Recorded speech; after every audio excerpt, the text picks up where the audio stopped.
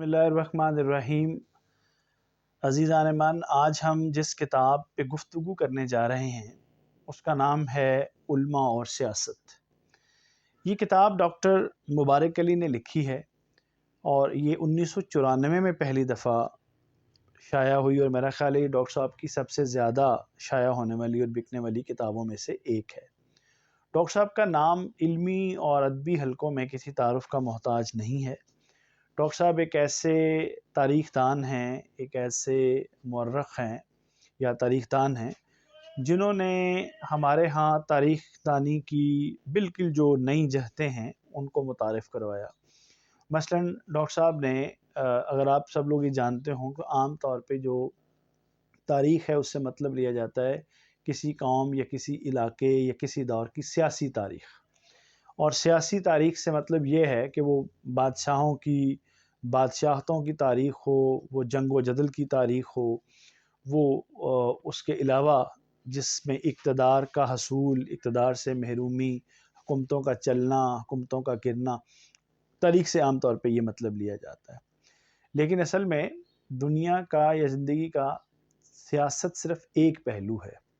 समाज है, मुआशरा है, उसके बहुत सारे हिस्से हैं, सक़ाफ़त है, बहुत सारी और चीज़ें हैं, यानी दीन है और दावत है, इंसान ख़ुद है, इंसान के इर्द गिर्द फैली हुई बहुत सारी चीज़ें हैं, पहाड़ हैं, चरिंद हैं, परिंद हैं। ये तमाम भी उतने ही कदीम हैं जितने कि तहज़ीब, या इवन आप कह सकते हैं कि तहज़ीब से भी ज़्यादा ये लोग कदीम हैं। तो तारीख़ सिर्फ़ सियासी ही तारीख़ नहीं होती या उसको सिर्फ़ सियासी आईने से नहीं देखा जा सकता, बल्कि डॉक्टर साहब ने हमारे यहाँ ये चीज़ बावर कराई कि तारीख़ लोगों की भी होती है। लोग कैसे रहते हैं, ज़िंदगी कैसे गुजारते हैं, उनका जीना मरना कैसे होता है, उनके उनके जज्बात कैसे होते हैं, उनका इज़हार कैसे होता है। तो इस हवाले से डॉक्टर साहब जो है उनकी शख्सियत किसी तारुफ़ की मोहताज नहीं है। अब डॉक्टर साहब की ये जो किताब जिस पे आज हम गुफ्तगू करेंगे, उल्मा और सियासत, ये इसका इंतखाब मैंने इसलिए किया है कि हम सब के ज़हनों में एक सवाल पैदा होता है और ये बहुत अहम सवाल है, और हमारे इर्द गिर्द अगर हम देखें तो हमें ये नज़र भी आता है कि इवन हमारे अपने मुल्क में, वतन अज़ीज़ में, पाकिस्तान के अंदर हम देखते हैं कि लोग जिस वक़्त हुक्मरानों के इंतखाब का मरहला आता है तो वो मज़हबी सियासी जमातों को मुंतखब नहीं करते, यानी इस तरह मुंतखब नहीं करते कि वो हुकूमतें बना सकें, वो किसी के साथ शामिल हो जाएं, किसी का हिस्सा बन जाएं, बल्कि तमाम तर शिकायत और शिकवे के बावजूद अवाम उन लोगों को मुंतखब करते हैं जो अपने वज़ाक़ता से मज़हबी नहीं लगते, जो एक तरह से आप कह सकते हैं कि वो हमा मज़हबी पे यकीन रखते हैं, या जो लोग सेकुलरिज़म पे यकीन रखते हैं, या जिनकी मॉडर्न आउटलुक होती है, अवाम जो हैं वो उनको मुंतखब करते हैं। हालांकि उनके किरदार के बारे में, उनकी कारकर्दगी के बारे में अवाम को बहुत सारी शिकायतें होती हैं। उनके बारे में अवाम समझते हैं कि ये लोग बदउनवान भी हैं, ये लोग नाअहल भी हैं। लेकिन उसके बावजूद उलमा को और जो मज़हबी सियासी जमातें हैं उनको मुंतखब नहीं किया जाता, उनका इंतखाब, उनका चुनाव नहीं किया जाता। ये बहुत अहम सवाल है। मैं भी इसके ऊपर बहुत ज़्यादा गौर करता हूँ और मैं देखता हूँ कि पाकिस्तान, हालांकि पाकिस्तान बनने से पहले भी जब मुत्तहदा हिंदुस्तान था, अंग्रेज़ का ज़माना था, तो ये तो वो दौर था जिसमें हमारे जलीलुल क़द्र उलमा, यहाँ पर एक बात समझ लीजिए कि जो यहाँ हम उलमा से मुराद उन हस्तियों को, उन लोगों को ले रहे हैं जो दीनी तालीम के माहिर होते हैं, जो मज़हबी तालीम के माहिर होते हैं। वैसे तो आलम का लफ्ज़ इल्म से है और ये इसको आम होना चाहिए, लेकिन हमारे यहाँ जब भी हम अपने यहाँ इस लफ्ज़ को इस्तेमाल करते हैं तो इससे आम तौर पे हम उन्हीं लोगों को मुराद लेते हैं जो दीन और दीन की तालीम के हवाले से शोहरत रखते हैं या अहलियत रखते हैं। तो अब हम देखते हैं कि पाकिस्तान बनने से पहले भी जो बड़े बड़े नाम थे, बड़े बड़े जलील उलमा थे, वो मौजूद थे। उन्होंने एक बहुत बड़े पैमाने पर लोगों की आरा को लोगों की जो आरा है उन्हें मुतासिर तो किया, उस पर असरअंदाज तो हुए, مثلاً وطن کے انتخاب میں کہ مل کے ایک وطن میں رہنا چاہیے یا ہندوستان کو تقسیم کر کے دو ممالک پاکستان اور ہندوستان بنا دینا چاہیے، اس معاملے میں بھی علماء نے بہت بڑے پیمانے پر لوگوں کی آراء کو متاثر کیا۔ انہوں نے بھی، جنہوں نے لوگوں کو پاکستان بنانے کے لیے قائل کیا، اور انہوں نے بھی جنہوں نے متحدہ ہندوستان میں رہنے کے لیے مسلمانوں کو قائل کیا، ایک بڑی تعداد ہے۔ لیکن ہم یہ دیکھتے ہیں کہ علماء اس سے پہلے بھی اور پاکستان بننے کے بعد بھی کبھی بھی لوگوں کا حکمرانی کے لیے انتخاب نہیں بن سکے۔ مثلا میں یہ دیکھتا ہوں کہ ہمارے ہاں بہت بڑی شخصیات موجود تھیں ایک زمانے میں، سید ابو اللہ مودودی جنہوں نے جماعت اسلامی کے جو بانی تھے، اور انہوں نے بڑی شاندار اور بڑے اجلے آدمی، بہت بڑی علمی شخصیت، بہت آپ کہہ لیں کہ ایک عالم باعمل تھے، ایک بہترین کردار تھے، ایک شریف زادے تھے، غیر معمولی صلاحیتیں رکھتے تھے، اور جماعت میں بھی بڑے اچھے لوگ تھے۔ مگر آپ دیکھیں کہ اپنے عروج کے زمانے میں بھی وہ جب ہمارے ہاں پہلے انتخابات ہوئے 1970 میں، تو ان کو لوگوں نے منتخب نہیں کیا۔ اس کے بعد آج تک 2024، ابھی 2023 کے 24 کے ہمارے ہاں انتخابات ہوئے ہیں فروری میں، اس میں بھی ہم دیکھتے ہیں کہ جماعت اسلامی کوئی کارکردگی پیش نہیں کر سکی، اور اس کے درمیان 1970 اور 2024 کے درمیان جتنے بھی انتخابات ہوئے، جیسے بھی ہوئے، جماعت اسلامی کی کارکردگی قابل ذکر نہیں رہی۔ اسی طرح ایک زمانے میں ہمارے ہاں مولانا فضل الرحمان کے والد جو مفتی محمود صاحب بہت بڑا نام تھے، مگر آپ دیکھیں کہ بہت کوئی قابل ذکر سیاسی طور پہ کوئی کارکردگی نہیں رہی، اور مولانا کی جماعت ابھی بھی ایک بہت محدود پیمانے پر اپنا انتخابی اثر و رسوخ رکھتی ہے، لیکن کبھی بھی ایسا نہیں ہے کہ وہ حکومت اس طرح سے بنا سکے۔ پھر ہمارے درمیان یعنی شاہ احمد نورانی تھے، بہت بڑا نام تھا، لیکن آپ دیکھیں کہ شاہ صاحب کی جو جمعیت علماء پاکستان ہے کبھی قابل ذکر کارکردگی ادا نہیں کر سکی۔ یہ میں نے محض چند مثالیں آپ کو دی ہیں۔ ایک سوال میرے ذہن میں بھی آتا ہے، آپ لوگوں کے ذہن میں بھی آتا ہوگا کہ علماء اپنی تمام تر خوبیوں کے باوجود لوگوں کا جو ہے وہ حکومت کے لیے انتخاب کیوں نہیں بنتے؟ تو ڈاکٹر صاحب کی یہ جو کتاب ہے نا، علماء اور سیاست، اس کتاب میں ڈاکٹر صاحب نے یہی کھوج لگانے کی کوشش کی ہے کہ علماء لوگوں کا جو ہے وہ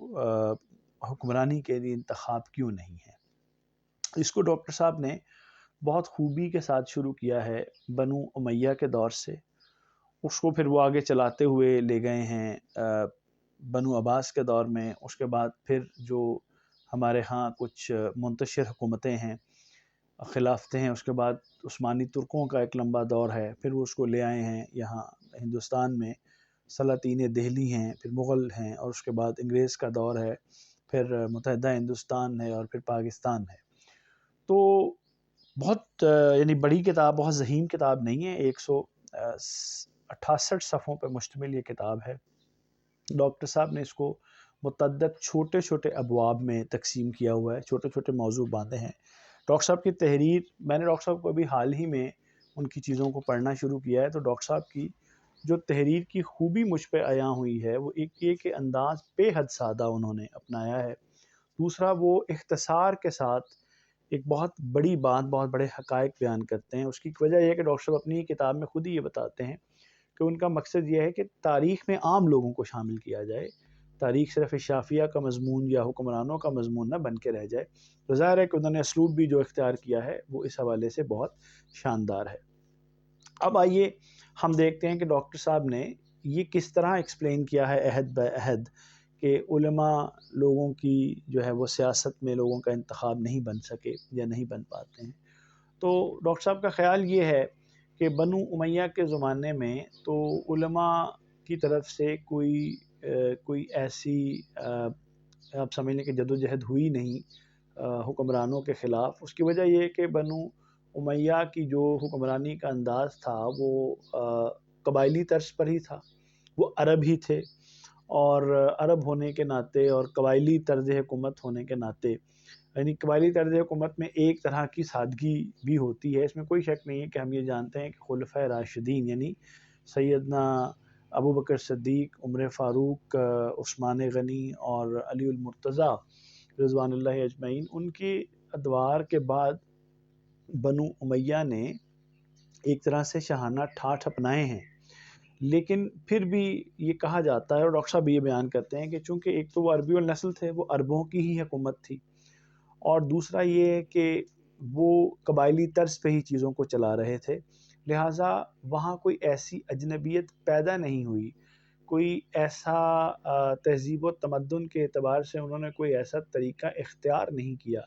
کہ جو علماء تھے، جو دین کے ماہرین اس وقت موجود تھے، جو اصحاب اور تابعین اور تبع تابعین بھی تھے، کہ انہوں نے اس بنیاد پر کہ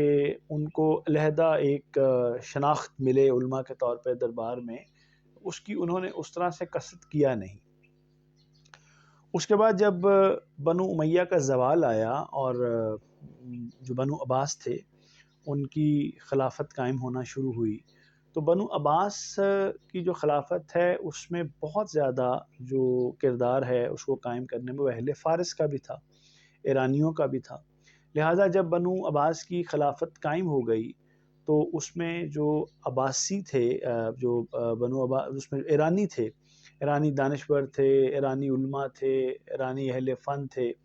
جو تھے وہ ایرانی، ان لوگوں کا جو بنو عباس کا دربار تھا اس کے اندر غلبہ ہو گیا۔ اچھا، غلبہ بھی ہو گیا، اور اس کے ساتھ ساتھ جو طرز حکومت تھا وہ انہوں نے عباسیوں نے وہ اپنانا شروع کر دیا، جو کہ ایک روایتی طور پر، تاریخی طور پر جو اہل فارس کا، جو فارس کی جو بادشاہت تھی اس کا جو طریقہ کار تھا۔ اچھا، جب یہ چیزیں پیدا ہو گئیں تو جو مذہبی لوگ تھے، جو علماء تھے، انہوں کو ان کے کان کھڑے ہو گئے اور ان کو اس پہ اعتراض پیدا ہو گیا کہ یہ ایک بالکل اجنبی تہذیب، ایک اجنبی تمدن جو ہے وہ اسلام کے اندر داخل، اور اس میں کوئی شک نہیں ہے کہ جو عباسی تھے وہ تھوڑا انہوں نے اپنے آپ کھلے ذہن کا مظاہرہ بھی کیا، اور جو مختلف مکاتب فکر اور مختلف مذاہب کے علماء تھے انہوں نے ان کو اپنے دربار میں اس طرح سے خوش آمدید بھی کہا۔ تو وہ ڈاکٹر صاحب بھی کہتے ہیں کہ بنو عباس کا جو دور تھا جہاں وہ بہت ساری اور خوبیاں اس کے اندر تھیں، وہ چیزیں لے کر آیا، وہاں پر ایک چیز یہ بھی ہوئی کہ علماء کو پہلی دفعہ یہ احساس ہوا کہ ہمارا اب جو کردار ہے حکومت کے اندر وہ بہت کم ہو گیا ہے اور تقریباً ختم ہو گیا ہے۔ ہاں، اس میں کوئی شک نہیں ہے کہ انفرادی طور پہ قوانین فقہ بنانا اور احادیث کی جو جمع ہے، تدوین ہے، جو ہمارے ہاں فقہا نے کام کیا ہے، وہ بہت زیادہ غیر سرکاری طور پہ اگر ہم اس کی تاریخ پڑھتے ہیں نا تو وہ اس طرح سے ہے۔ تو اس میں پھر یہ ہوا کہ جو حکمران تھے، اچھا اب جو اہل فارس کے ہاں، ایرانیوں کے ہاں جو طریقہ کار تھا وہ یہ تھا کہ اس کے اندر حاکم جو ہے وہ غالب ہے، اور علماء ہوں یا کوئی بھی دوسرے ہوں وہ اس کی پیروی کرنے کے پابند ہیں۔ تو لہٰذا یہاں پر علماء کو ایک احساس ہوا کہ جو ہمارا ایک حکومت کے اوپر کردار ہے، اثر و رسوخ ہے، وہ اس طرح سے نہیں رہا، لہٰذا ہمیں اس کے لیے کوشش کرنی چاہیے۔ تو پھر اس زمانے میں جو علماء ہیں انہوں نے ایک طرح سے سیاسی طور پہ جو ہے وہ اپنا کردار ادا کرنا شروع ہوا، اس کو انہوں نے کوشش کی لیکن بہت زیادہ پذیرائی ان کو نہیں ملی۔ مثلا اس کے اندر جو ایسے علماء تھے جنہوں نے آپ یہ کہہ سکتے ہیں کہ مثلا بادشاہوں کے ساتھ، حکمران بنو عباس کے حاکموں کے ساتھ اتفاق نہیں کیا، ان کو بہت زیادہ اذیتیں اور تکلیفیں بھی برداشت کرنی پڑیں۔ اس سلسلے میں امام احمد بن حنبل کی مثال دی جاتی ہے۔ پھر علماء نے وقت کے ساتھ ساتھ خروج بھی کیے، یعنی انہوں نے سیاسی جدوجہد بھی کی، لوگوں کو اکٹھا بھی کیا اس نام پر کہ اسلام کے اندر آمیزش ہو رہی ہے، ملاوٹ ہو رہی ہے، دین جو ہے اس کی شکل بدلی جا رہی ہے۔ ذرا وہ اس کی شکل کا بدلا جانا، تہذیب و تمدن میں اضافہ ہونا بھی ایک فطری فعل تھا۔ جب وہ اس نے پھیلنا تھا اور علاقوں نے داخل ہونا تھا، بنو عباس کے دور میں فتوحات بھی بہت ہوئی ہیں، اور اس کے بعد پھر بہت سی دوسرے علاقے بھی شامل ہوئے ہیں، ذرا ان کے لوگ بھی آتے رہے ہیں، تو یہاں سے ایک وہ کہتے ہیں کہ سلسلہ چلتا رہا۔ لیکن ایک چیز وہ ڈاکٹر صاحب کہتے ہیں کہ عام طور پہ چونکہ بنو عباس کے دور میں امن و امان تھا، اس کے علاوہ آپ کہہ سکتے ہیں خوشحالی تھی، تو عام لوگوں نے علماء کی جو یہ تحریک تھی سیاسی، اس کو کوئی بہت زیادہ پذیرائی نہیں دی یا ان کو پذیرائی نہیں ملی۔ اچھا، اور لوگ اس میں کوئی شک نہیں ہے کہ دین کے معاملے میں علماء کی طرف رجوع کرتے تھے، انہیں کو مستند سمجھتے تھے، لیکن حکومت کے لیے لوگ ان کو اس طرح سے رواج نہیں دیتے تھے۔ اچھا، پھر یہ ہوا کہ اس زمانے میں علماء نے بنو عباس کے ساتھ جو ہے وہ ایک کہیں کہ ان کے دربار میں بھی شامل ہونا شروع ہوئے۔ کچھ علماء اس میں شامل نہیں ہوئے، کچھ شامل ہو گئے۔ وہیں سے علماء سو اور علماء حق کی جو اصطلاح ہے وہ ہمارے سامنے آئی کہ وہ لوگ جو حکمرانوں کا حصہ بن گئے حکومت کا، ان کو علماء سو کہا جانے لگا، اور جو اس سے علیحدہ رہے حکومت سے، اور انہوں نے ایک انفرادی اپنی اور اس سے ہٹ کے ایک دین کو اس کے اصل کے ساتھ قائم رکھنے کی جدوجہد کی، اور اس میں آنے والی جدت کو اس طرح سے اس کے کہہ لیں کہ اس کی مزاحمت کی، وہ انہوں نے اپنے آپ کو علماء حق کہنا شروع کر دیا۔ اچھا، بات یہاں سے آگے بڑھی، پھر ایک وقت آیا کہ بنو عباس کو زوال آیا، اور منتشر جو ہیں وہ خلافتیں یا سلطنتیں مسلمانوں کی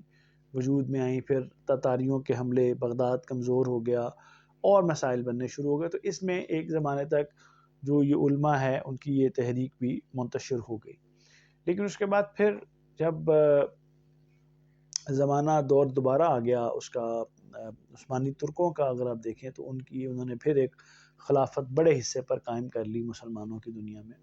اور اسی کے ساتھ پیرل اگر آپ دیکھیں تو ہندوستان میں بھی مسلم حکمرانی کا آغاز ہو گیا تھا۔ اچھا، اب جو عثمانی ترک تھے ان کا طریقہ کار بھی یہ تھا کہ اس میں حکمران غالب ہے، لیکن انہوں نے علماء کے لیے بھی راستہ دیا، اور مختلف دفاتر، مختلف عہدے انہوں نے قائم کرنے شروع کیے۔ یہاں پر انہوں نے علماء کو اکاموڈیٹ کیا اپنے ساتھ، تاکہ ذرا علماء کا ایک اثر و رسوخ تو بہت تھا لوگوں کے اندر، تو وہ سب لوگ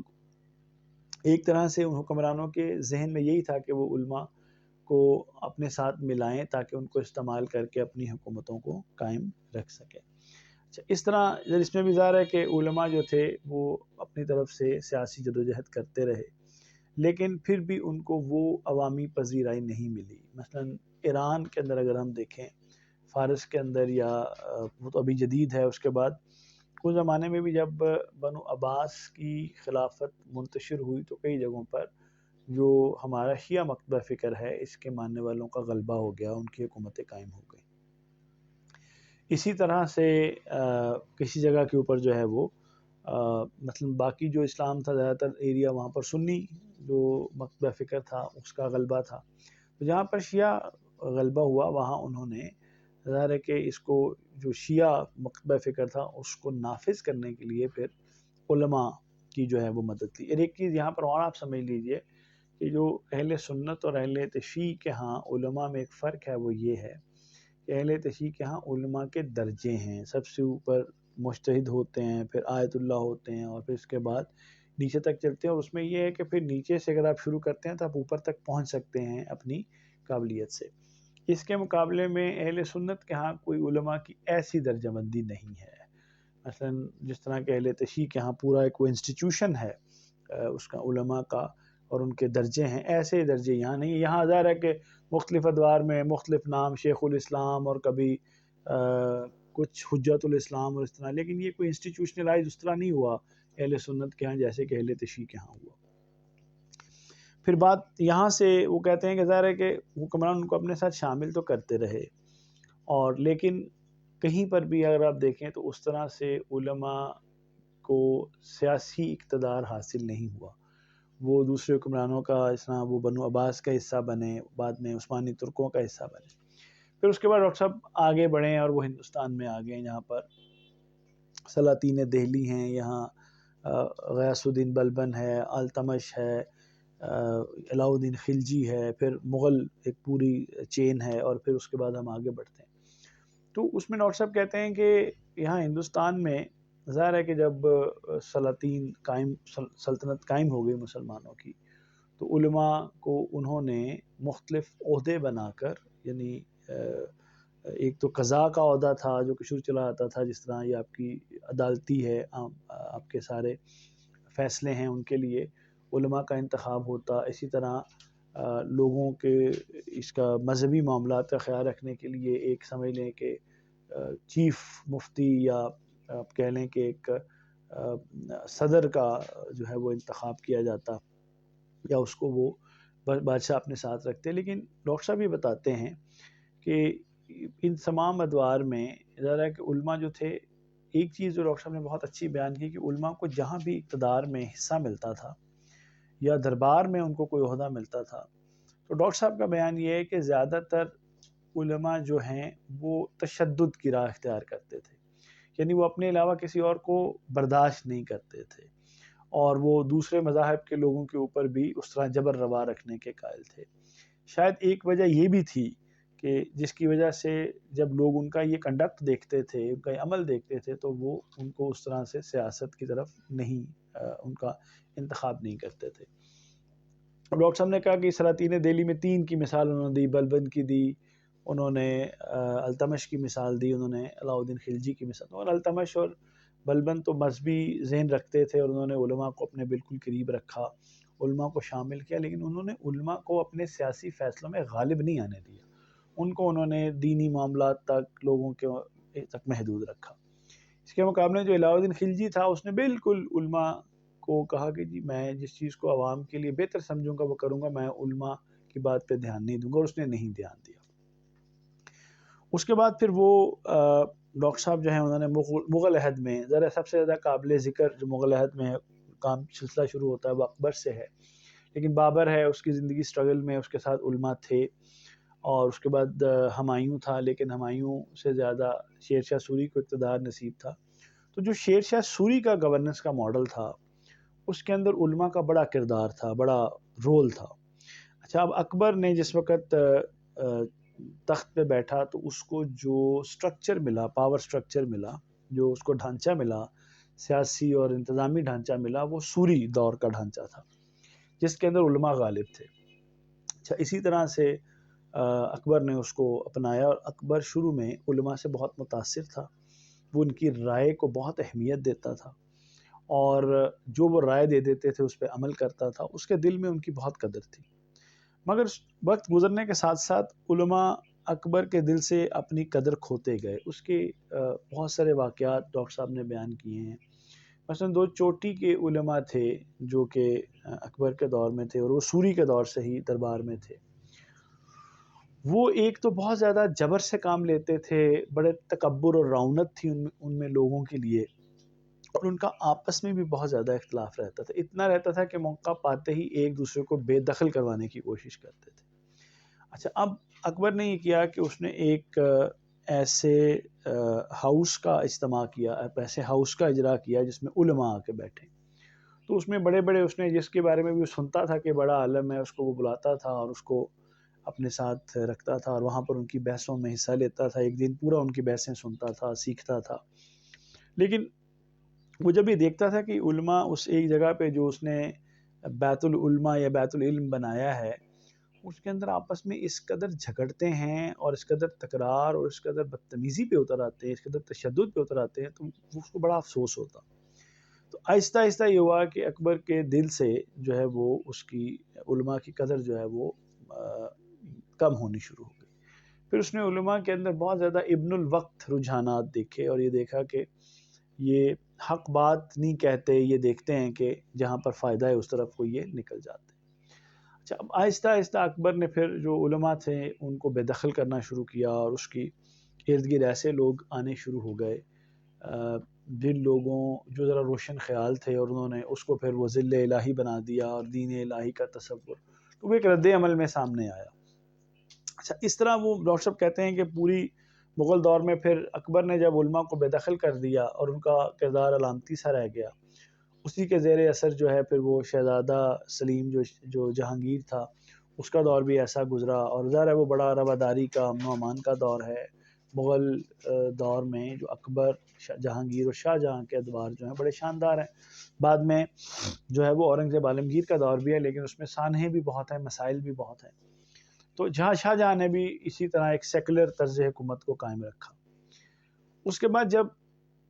بات آگے بڑھی اور اورنگزیب عالمگیر تک پہنچی نا، تو اورنگزیب عالمگیر نے جس طرح اقتدار کو حاصل کیا، اپنے باپ کو قید کر کے، بھائی دارا شکوہ اور مراد کو جس طرح اس نے ہٹایا راستے سے، تو اس کو اصل میں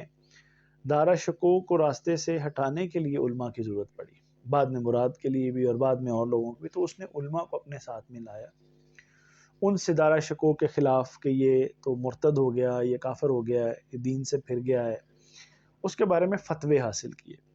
اسی طرح اس نے اپنے بھائی مراد کے ساتھ بھی یہ سلوک کیا، باپ کے معاملے میں بھی اس نے یہی کیا، اس کو قید رکھنے کے لیے علماء سے فتوے لیتا رہا۔ اس طریقے کے ساتھ اورنگزیب عالمگیر کو جب اپنے اقتدار کے حصول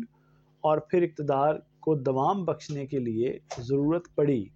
علماء کی، تو اس نے پھر علماء کو اپنے ساتھ شامل کر لیا۔ لیکن ایک چیز جو اہم ہے وہ یہ ہے کہ اس نے اپنے پورے دور کے اندر اورنگزیب عالمگیر نے علماء کو اپنے اوپر حاوی نہیں ہونے دیا، اس نے ان کو بظاہر بہت زیادہ سلطنت کے معاملات نہیں کہنا چاہیے، ملک میں بہت سارے ان کو عہدے دیے، انعام و اکرام دیے، ان کو بہت زیادہ ان کی رائے کو احترام دیا، لیکن اس نے ان کو اپنے اوپر حاوی بہرحال نہیں ہونے دیا۔ پھر ایک وقت آیا کہ جب اس نے فتاوی عالمگیری کمپائل کروا لیے، تو وہ چاہتا تھا کہ اب ان سے میری جان چھوٹ جائے، لیکن ایک معاملہ یہ ہوا کہ علماء کے بہت زیادہ داخل ہو جانے سے جو اورنگزیب عالمگیر کے دور میں جو ایک سیکولر جو ڈھانچہ تھا اور ایک رواداری اور ایک وہ انکلوسیونیس تھی مغل امپائر کی، وہ ساری پاش ہو گئی۔ اور بعد میں کچھ مورخ یہ کہتے ہیں، ڈاکٹر صاحب نے بھی یہ کہا ہے کہ اگر وہی سیکولر پیٹرن قائم رکھا جاتا جو مغل امپائر کا تھا شاہ جہاں تک، تو شاید یہ اتنی جلدی اس کو زوال نہ آتا، چیزیں چلتی رہتی ہیں آگے بھی۔ پھر اس کے بعد جب اورنگزیب عالمگیر کی وفات ہے اور اس کے بعد پھر مغل کے اوپر کیا گزرا اور پھر انتشار ہو جاتا ہے، پھر کمپنی کی حکومت آ جاتی ہے، اور پھر وہاں پر وہ کہتے ہیں کہ پھر ظاہر ہے اورنگزیب عالمگیر کو زوال ہوا، مغل سلطنت کو زوال ہوا، تو علماء کے لیے بھی مشکلات کا دور شروع ہو گیا۔ اس میں پھر علماء کے پاس دو چیزیں تھیں، یا تو وہ مغل دربار کے ساتھ منسلک رہتے تھے، یا تو پھر جو باغی ریاستیں تھیں، خود مختار ریاستیں، ان کی طرف چلے جاتے تھے۔ پھر ایک وقت آگے بڑھا اور وقت ایسا بھی آیا کہ جو مغل حکومت ہے وہ بالکل تحلیل ہو گئی اور کمپنی کی حکومت آ گئی۔ اب یہ ایک بالکل نیا زمانہ ہے۔ اس زمانے میں علماء نے ایک نئی سٹرگل کی ہے، انہوں نے لوگوں کو کوشش کی۔ شاہ ولی اللہ محدث دہلوی آپ دیکھیں بہت بڑے عالم گزرے ہیں، ان کے بچے شاہ اسماعیل، شاہ عبدالعزیز، اور آپ دیکھیں کہ ان لوگوں نے پھر جو ہے وہ پھر سید احمد شہید بریلی کا آپ نے نام سنا ہے، ان علماء نے پھر اپنے طور پہ سٹرگلز کا آغاز کیا ہے۔ اچھا، اب اس سارے قضیے میں جو میں نے آپ کو بتایا ہے، ڈاکٹر صاحب پیچھے سے یہ ٹریس کرتے ہیں کہ جب علماء کو درباروں میں، خاص طور پہ جو آپ کا دربار ہے، اس کا ترکوں کا دربار ہے، اس میں اور اس کے بعد پھر ہندوستان میں یہاں ایک خاص کردار مل گیا، تو پھر ایسے سکلڈ علماء کی ضرورت پڑی کہ جن کی تعلیم و تربیت ہونی چاہیے، تو پھر مدارس کا اجرا کیا گیا۔ پہلے انفرادی طور پہ تعلیم ہوتی تھی مساجد میں یا کسی حلقے بنا کر، لیکن بعد میں انسٹیٹیوشنز قائم ہوئے۔ پہلے ایک زمانے میں پیچھے چلے جاتے ہیں ہم، تو وہاں پر جو اپنا اس پہ ترک جو دور ہے، اس کے اندر بھی علماء نے جو اب یہ معروف نام ہے اس کا نظام الملک طوسی کا، اس نے اجرا کیا مدارس کا، اور اس میں علماء شریک ہوئے، اور پھر یہاں ہمارے ہندوستان میں بھی ایسے مدارس بنے، اور جس کا آخر میں آ کے آپ لوگ جانتے ہیں کہ درس نظامی جو نظام صاحب نے اس کا اجرا کیا، وہ چلتا رہا۔ تو علماء نے اس طرح جب یہ زوال ہو گیا مغل امپائر کو اور کمپنی کی حکومت آ گئی، تو وہاں پھر انہوں نے ایک طرف لوگوں کو جو ہے وہ توجہ دلائی کہ بھی آپ کا دین جو ہے وہ خطرے میں ہے، آپ مغلوب ہو گئے ہیں، تو لوگوں کو انہوں نے اٹھانے کی کوشش کی، تحریک بھی دی،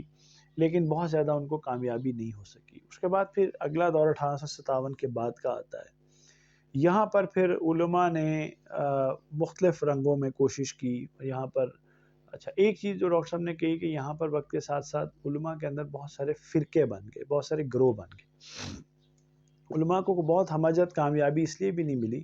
کہ آپس میں بہت زیادہ ان کے درمیان ایک اختلاف رہا ہمیشہ سے، اور وہ اختلاف وقت کے ساتھ ساتھ آگے بڑھتا چلا گیا۔ پھر ڈاکٹر صاحب بتاتے ہیں کہ جب یہاں پر بر صغیر میں سیاسی شعور بیدار ہوا ہے نا، تو شروع میں تو جو ماڈرن اور سیکولر اور پڑھے لکھے لوگ تھے وہ سیاست میں رہے،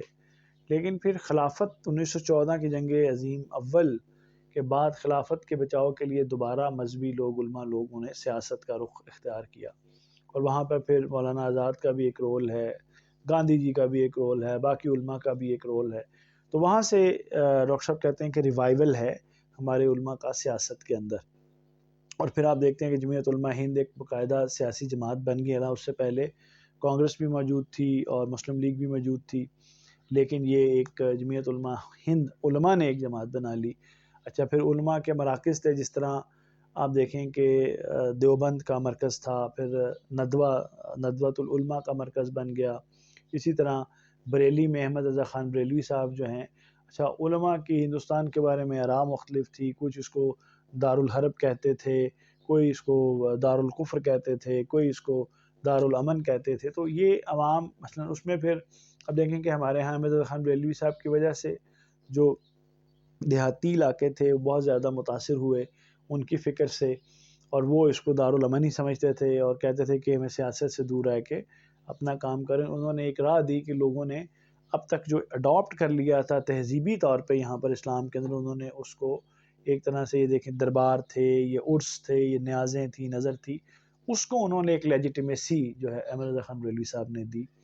اس کے مقابلے میں جو دیوبند علماء تھے وہ ایک سیاسی طور پہ تھے، اور ان کو ایک سمے کے متوسط جو پڑھا لکھا طبقہ تھا اس نے اپنایا۔ اچھا، اور جو ماڈرن طبقہ تھا وہ تو بالکل دین سے الگ رہا، اس نے اپنا ایک اور ہی طریقہ کار چال چلن رکھا۔ بات آگے بڑھی، اس کے بعد پھر جب ہندوستان کی آزادی اور تقسیم کا معاملہ آیا تو علماء پھر بھی تقسیم تھے۔ جیسے حسین احمد مدنی صاحب جو تھے، ان کا خیال یہ تھا کہ ہمیں یہاں سے نہیں جانا چاہیے، اور مولانا آزاد کا بھی یہ خیال تھا کہ متحدہ ہندوستان ہے، یہ ہمارا ہے، ہم یہاں رہنا چاہیے۔ اس کے مقابلے میں مولانا شبیر احمد عثمانی کا خیال تھا کہ نہیں، پاکستان بننا چاہیے اور مسلمانوں کو وہاں ہجرت کرنی چاہیے، جیسے نبی پاک صلی اللہ علیہ وسلم نے بھی ہجرت کی۔ اچھا، وہ ایک دور تھا، پاکستان بن گیا تو اس کے بعد پھر علماء کو یہ شکایت پیدا ہونی شروع ہوئی حکمران تو سارے آپ دیکھتے ہیں قائد اعظم کے ساتھ جتنے بھی لوگ تھے اتنے مذہبی لوگ تو نہیں تھے نا، وہ تو ماڈرن اور سیکولر ایک ذہن کے لوگ تھے، لیکن ظاہر ہے کہ جس نعرے پہ لوگوں کو ساتھ لیا گیا تھا وہ یہی تھا کہ یہ ایک دینی ملک ہوگا۔ اچھا، اب یہاں پر علماء کو شکایات ہوئیں، ان کی شکایات کو دور کرنے کے لیے پھر آپ دیکھتے ہیں کہ قرارداد مقاصد آئین کے بنیادی ڈھانچے کے طور پہ شامل کی گئی۔ اچھا، بات آگے بڑھتی گئی، مولانا مودودی کی جماعت اسلامی بن گئی، جمعیت علماء اسلام یہاں بن گئی، جمعیت علماء پاکستان یہاں بن گئی، اور مذہبی تنظیمیں بن گئیں۔ لیکن یہاں پر ہم نے دیکھا کہ لوگوں نے دین کے معاملے میں تو علماء کو اپنا سربراہ بنایا ہے، لیکن حکومت کے معاملے میں شاید لوگوں کے، اب ڈاکٹر صاحب کا نتیجہ کنکلوژن یہ ہے کہ پیچھے ایک تاریخ آپ کو میں نے بھیجا ہے، میں پوری کتاب کے مندرجات تو نہیں بیان کر سکا اس مختصر وقت میں، لیکن ایک آپ اس کتاب کو پڑھیں، ذرا بہت زبردست اور بڑا شعور دینے والی چیز ہے۔ لیکن ایک چیز جس پہ ڈاکٹر صاحب نے کنکلوڈ کیا ہے وہ یہ ہے کہ چونکہ لوگوں کے ذہنوں میں یہ بات بیٹھ چکی ہے کہ جو علماء ہیں ان کا اصل کام دین کے معاملے میں ہماری رہنمائی کرنا ہے، نہ کہ حکومت کرنا، لہذا علماء کے بلند باند دعووں کے باوجود، ان کی بار بار کی کہنے کے باوجود، کوششوں کے باوجود لوگ ان کو حکمرانی کے لیے منتخب نہیں کرتے ہیں۔ تو عزیزان من، یہ تھی آج کی کتاب علماء اور سیاست۔ امید ہے آپ کو اس سے کچھ نہ کچھ ضرور معلوم ہوا ہوگا، اور آپ کو یہ فہم بھی ملا ہوگا کہ لوگ علماء کو سیاست میں کیوں نہیں دیکھنا چاہتے۔ بہت شکریہ۔